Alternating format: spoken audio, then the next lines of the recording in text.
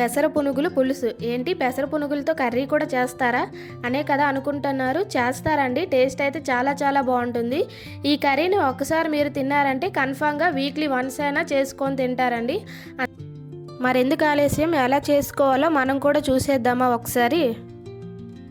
ఒక కప్పు పెసరపప్పుని తీసుకొని బాగా శుభ్రం చేసుకొని 4 గంటల పాటు నానబెట్టుకోండి. తర్వాత దీన్ని ఒక మిక్సర్ జార్లోకి తీసుకొని కొంచెం కొంచెం నీరు వేసుకుంటూ మెత్తటి పేస్ట్లా చేసుకోండి.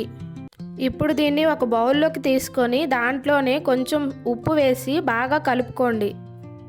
ఇప్పుడు దీన్ని బాగా మరుగుతున్న నూనెలో చిన్న చిన్న బాల్స్లా వేసుకొని 2 వైపులా తిప్పుకుంటూ 5 నిమిషాల పాటు మీడియం ఫ్లేమ్లో ఉంచి కొంచెం రంగు మారినాక బయటకు తీసుకోండి.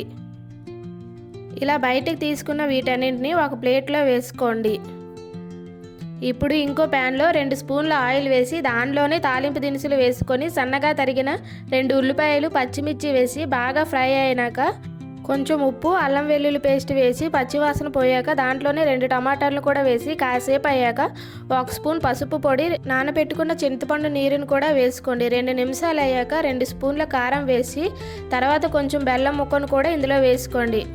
దీనిలోనే ముందుగా చేసి పెట్టుకున్న పునుగులు కూడా వేసి మూత పెట్టి 10 నిమిషాల పాటు ఉడకనివ్వండి. దీంట్లోనే 1 స్పూన్ ధనియాల పొడి వేసి 5 నిమిషాలు అయ్యాక కొంచెం కొత్తిమీర వేసుకొని ఇంకో 2 నిమిషాలు మీడియం ఫ్లేమ్లో ఉంచి తీసుకుంటే ఎంతో టేస్టీగా ఉండే పునుగుల పులుసు అనేది రెడీ అవుతుంది.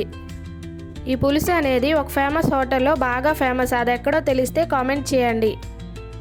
అంతే అండి, ఎంతో టేస్టీగా ఉండే పునుగుల పులుసు అనేది రెడీ అవుతుంది. మీరు కూడా ట్రై చేసి ఎలా వచ్చింది అనేది కామెంట్ చేయండి.